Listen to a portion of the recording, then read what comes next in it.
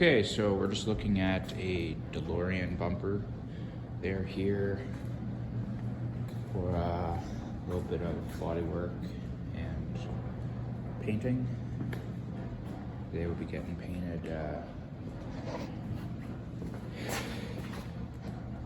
kind of a gunmetal and getting some trim black as well.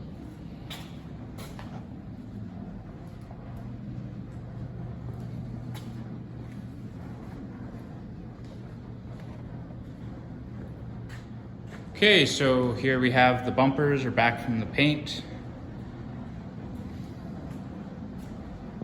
They've done in a matte finish, clear coat.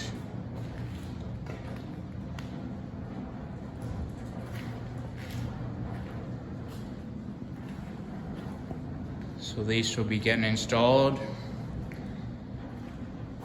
and go from there.